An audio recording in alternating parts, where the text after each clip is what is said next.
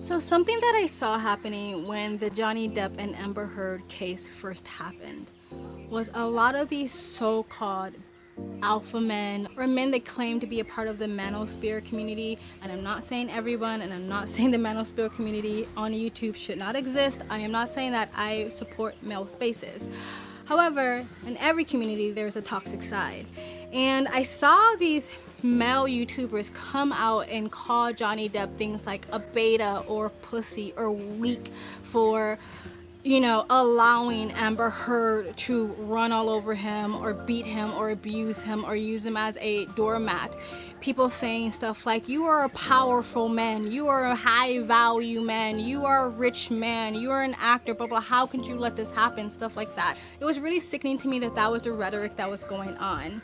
Now, people have softened up towards Johnny since then when they've seen how manipulative, how vindictive, how psychotic, and even how convincing Amber Heard is. Even if you look at the personality disorder that she was diagnosed with by the therapist that Johnny Depp's team hired, diagnosed Amber Heard with a certain personality disorder, and the people who have the certain personality disorder are usually very charming, usually very charismatic.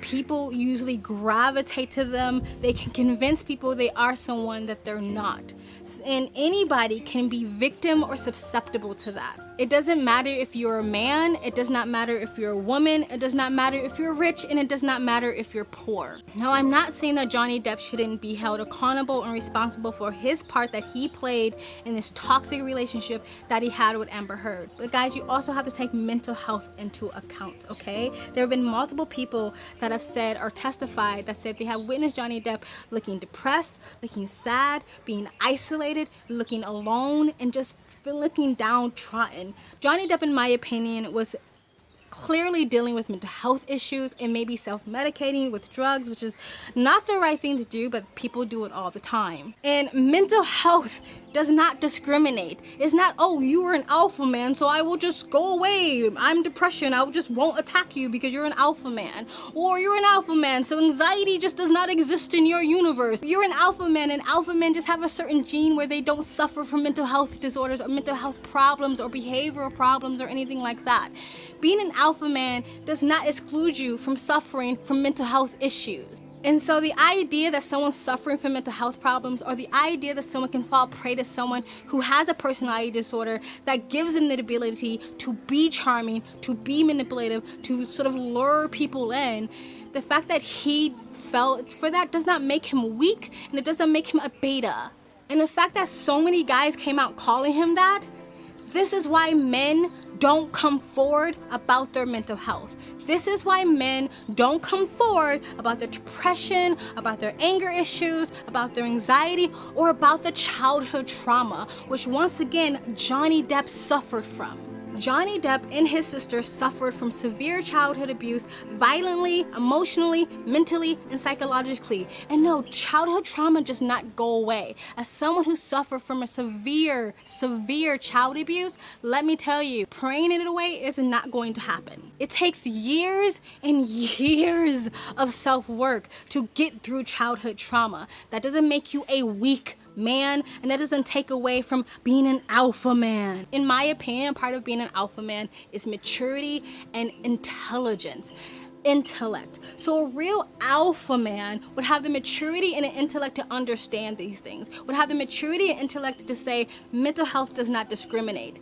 People make mistakes. There's childhood trauma here that he is working through. A real alpha man would have the maturity and the intelligence to understand that. But, God forbid, I'm a woman, so what do I know? So again, I'm not saying that Johnny Depp should not take any accountability or responsibility for his part he played in it, and shouldn't even take any accountability or responsibility for his own mental health, because it's up to you. If you're dealing with mental health issues, the only person that is accountable or responsible for fixing that or going through that or healing it, getting the tools to get through it, is you. So people are responsible and accountable for their own mental health journey or healing or whatever, right?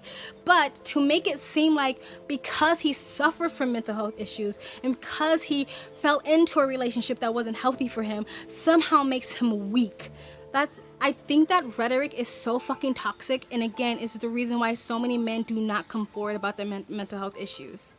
Anyway, that's all I wanted to say about that. Again, I saw it mostly at the beginning of this trial, people kind of having a kiki and a laugh at Johnny Depp's expense. But people have softened up, and I'm glad to see that.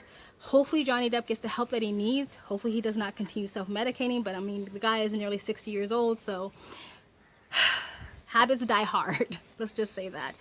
Anyway, guys, tell me what you think in the comment section below. Please like, comment, and subscribe. Bye!